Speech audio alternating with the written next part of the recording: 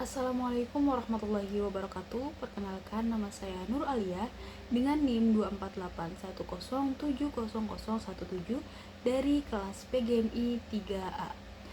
Pada kesempatan kali ini saya akan menjelaskan hasil ujian akhir semester mata kuliah perencanaan pembelajaran di MI atau SD dengan tema pembelajaran Kayanya Negeriku untuk kelas 4 Madrasah Ibtidaiyah sesuai dengan kurikulum Merdeka.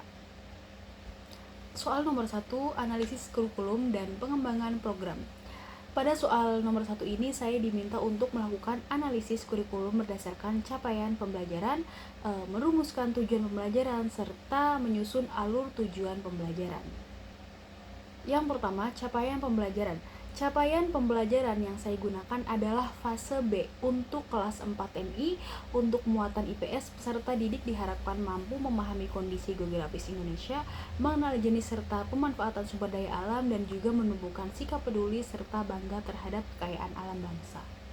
Sedangkan untuk muatan SBDP atau seni, budaya, dan prakarya, peserta didik itu mampu mengekspresikan ide dan juga pemahamannya melalui karya seni rupa dua dimensi yang terinspirasi dari lingkungan dan juga kekayaan alam Indonesia. Nah, capaian pembelajaran ini mengacu pada capaian pembelajaran kurikulum Merdeka yang dikeluarkan oleh Kementerian Pendidikan, kemudian Kebudayaan, Riset, dan juga Teknologi tahun 2022. Kemudian yang kedua yaitu tujuan pembelajaran. Berdasarkan capaian pembelajaran tersebut yang tadi saya sebutkan, saya merumuskan 3 tujuan pembelajaran yang bersifat operasional dan dapat diukur, yaitu yang pertama, peserta didik mampu mengidentifikasi jenis-jenis sumber daya alam di Indonesia melalui kegiatan pengamatan dan juga diskusi.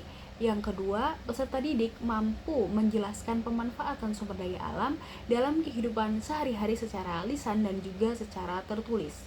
Dan yang ketiga, yaitu peserta didik mampu membuat karya seni rupa dua dimensi bertema kekayaan alam Indonesia dengan kreatif.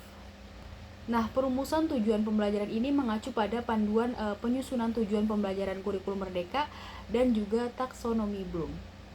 Dan yang ketiga yaitu alur tujuannya. Dan di sini alur tujuan pembelajaran, selanjutnya saya menyusun alur tujuan pembelajaran itu untuk 3 pertemuan. Pada pertemuan pertama, peserta didik itu mengenal pengertian dan juga jenis sumber daya alam di Indonesia.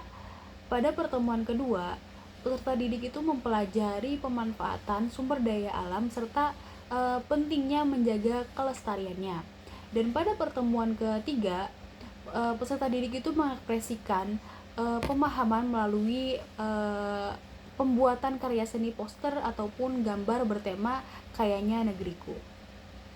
Nah, pada penyusunan ATP ini mengacu pada panduan resmi pengembangan ATP atau alur tujuan pembelajaran dari Kemendikbudristek. Selanjutnya soal nomor 2, pengembangan perangkat pembelajaran. Pada soal nomor 2 ini saya mengembangkan salah satu tujuan pembelajaran ke dalam modul ajar sederhana. Nah, tujuan pembelajaran saya pilih adalah agar peserta didik itu mampu memahami kekayaan alam Indonesia dan juga menuangkannya dalam karya seni sederhana. Nah, langkah-langkah kegiatan pembelajarannya, pada kegiatan pendahuluan, guru itu membuka pembelajaran dengan salam, kemudian doa, dan juga presensi. Kemudian guru itu melakukan apersepsi dengan menampilkan gambar maupun video tentang keindahan alam Indonesia serta menyampaikan tujuan pembelajaran kepada siswa. Pada kegiatan intinya, guru itu menjelaskan materi tentang sumber daya alam Indonesia. Kemudian siswa mengamati media pembelajaran dan diskusi kelompok, mengajukan pertanyaan, dan juga membuat poster atau gambar yang bertema kekayaan alam Indonesia. Dalam hal ini pembelajaran berpusat pada siswa dengan pendekatan aktif dan juga kontekstual. Nah, selanjutnya pada bagian penutup, siswa itu mempresentasikan hasil karyanya. Kemudian guru itu bersama siswa melakukan refleksi, menyimpulkan materi, dan juga memberikan penguatan. Nah, langkah-langkahnya pembelajaran ini disusun berdasarkan standar proses pendidikan dan juga prinsip pembelajaran kurikulum Merdeka. Kemudian dalam penilaian pembelajaran, penilaian ini dilakukan melalui 3 aspek. Yang pertama itu penilaian sikap dengan teknik observasi. Dalam hal ini untuk melihat kerjasama dan juga kepedulian siswa. Kemudian yang kedua itu ada penilaian pengetahuan, yaitu melalui tes tertulis. Dan yang ketiga yaitu penilaian keterampilan, yaitu melalui rubrik penilaian karya poster.